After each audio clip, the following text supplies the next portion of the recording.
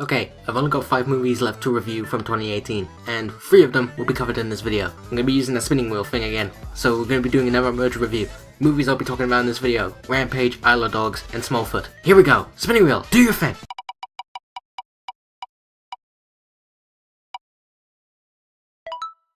Rampage. Rampage, as of now, is currently the latest live-action adaptation based on a video game. Or even just movie based on a video game, if you think about it. And of course, this is based on the video game of the same name, Rampage. When I first saw the trailer to it, it looked like it was going to be a pretty decent movie. And then when I watched it, it was pretty good. I really enjoyed this movie. The main thing to the story is that the main character, played by Dwayne "The Rock" Johnson, takes care of this big gorilla, but then one day something happens which causes the gorilla to go big, and is seen by like the military and such as a monster. And so the gorilla goes on like a panic attack, starts wrecking the place, and so the military tries to calm the situation while the main character has to try and calm down the gorilla so no more destruction can happen. Alongside that, he also has this female character joining along for the ride, and there's also these two villains, though one's more threatening than the other, one's more of a comic relief kind of thing, if you could say that. You could probably get where I'm going with this. Like, it's one of those like monster movies, really, when you think about it. But I enjoyed this movie. Like, I liked the action sequences, I liked the character interactions.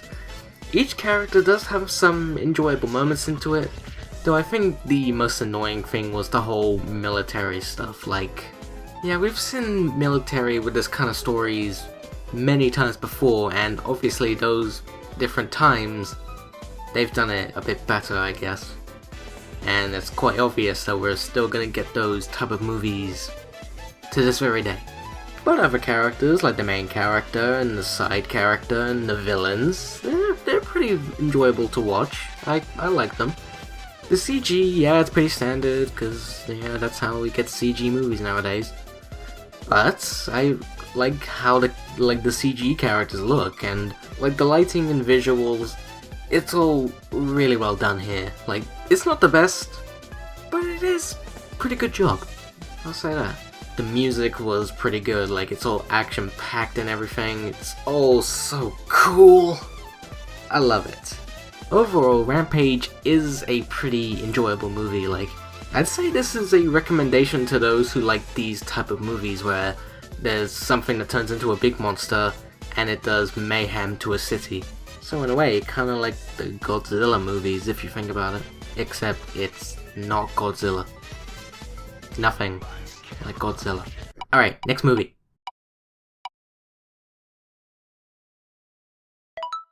Isle of Dogs. Ooh boy. Okay, this is a good one. Okay, so Isle of Dogs is the second animated movie in 2018 to be released in the UK, but in the US I believe it's the first movie to be released in terms of animation? I'm not too sure on that. But anyways, this is another stop-motion animated movie, and it's not made by Aardman or Laika. It's actually made by the same studio that was behind the Fantastic Mr. Fox. I've partially seen that movie, like I've seen bits and pieces of it, but not the whole movie. I'll probably get around to watching it at some point, just like I need to watch The Book of Life and even some DreamWorks movies as well. But as of now, I'm just gonna talk about Isle of Dogs. Anyway, so the main thing of the story is that in Japan, it's been banned to have dogs in the city or even in the country. So they've all been banished to this junkyard, and a little boy comes along and he tries to look for his missing dog. And so all the dogs there that can talk, they try and help the boy trying to find his dog. While that's going on, like, the entire government in the country is trying to get the boy back and probably not ruin anything for the leader of the country. While that's going on, there's this group of kids who are trying to sort out the situation and tell people the truth of what exactly is going on, especially this one girl who is an exchange student. Yeah, that's the basic thing about this movie. There's a bit more to it, but that could lead into spoilers, and I want to keep it spoiler free, and plus just to make sure I can cram these reviews in, have to keep it short. Plus I wanted to have it short anyways. But yeah, I actually thought this was a very surprising movie. Like, I wasn't expecting a movie like this, and I question how this is a PG. Like, in the UK, this is rated PG. I'm not too sure about the US. I don't know if that's PG-13 or something, or just PG. I don't get it. Especially with some of the stuff that you get to see in this movie. Like, there's a bit of gore, there's a bit of swearing in it. How is this PG in the UK? I don't understand. This was a very surprising movie. Like, I wasn't expecting this kind of movie. Like, this pushes boundaries in animation that most animation studios wouldn't dare to do. Kind of like Spider-Man Into the Spider-Verse in terms of how animation looks and even the storytelling. Even that movie's PG. The characters, they have some pretty interesting moments. Like, the main focus on the characters are obviously the dogs. And each of them has their own personalities, you get to know what their previous lives were before the ban, and you get to see what they're like after the ban, and what they try to do. Each and every single one has their own funny moments. Like, this is comedy on a new level. Well, for me anyways, because, yeah, I've not seen any movies like this. The animation is really well done. Like this is much better stop-motion animation in 2018 compared to early man. Like, the one thing that put me off when I saw the trailers was the way that the dogs looked. But over time, it grew on me. Like, I actually think this is really good detailed dogs in the animation.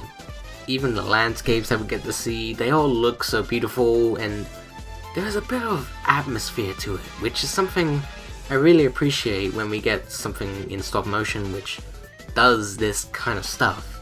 The music is very well done. Like, there's some pieces of music that are like throughout the movie you'll hear pieces of music that pretty much sounds like the country it's set in, and I think that works since, yeah, it's in that location. It always gets intense, and I love it. Overall, Isle of Dogs was a very surprising movie. Like, I would not have expected this kind of movie. Then again, I can't remember the trailer very well. I remember seeing it fully once, and that was it. I would definitely say, if you're a fan for animation, definitely check out this movie. This will be probably a lot of people's favorite movies of the year, and I gotta say, it is in my top 10. Alright, final movie, Smallfoot. Smallfoot is the latest animated movie from the Warner Animation Group, the same people behind the Lego movie, Lego Batman movie, Storks, and the Lego Ninjago movie. Obviously they're more recognizable for the Lego movie and everything.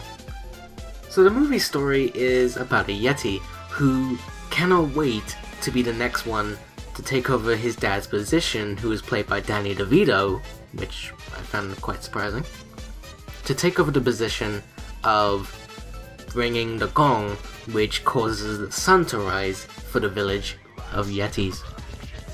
One day he then notices a plane crashing down, and he then comes in contact with a Smallfoot, or a human in this case.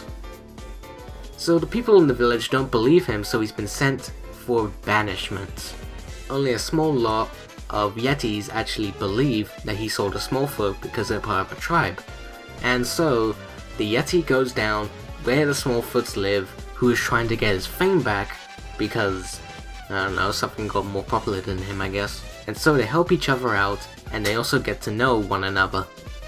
Yeah, this is kind of a pretty standard story, but I still found a bit of enjoyment from it, but like, not compared to the other movies that are in this video, but it is pretty decent. Characters, there's a range from pretty alright to meh. Like, the main characters, such as the Yeti and even the friends of the Yeti, they're pretty enjoyable characters and even have some funny moments. Then there's the human who wants to get all the fame and everything, played by James Gordon.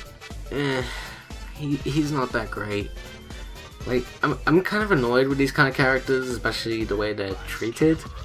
But I think the way this character was in this story wasn't so bad. Especially because what he does in the third act and such is good. But, yeah, could have been done better. There's all the other Yetis, which mainly added for comedic effects, tiny bit to make the plot move forward, but not by much. Or they're just for some little heartfelt moments, but they aren't as effective. Then there's the leader of the Yetis in the village, who is quite obvious gonna be the villain.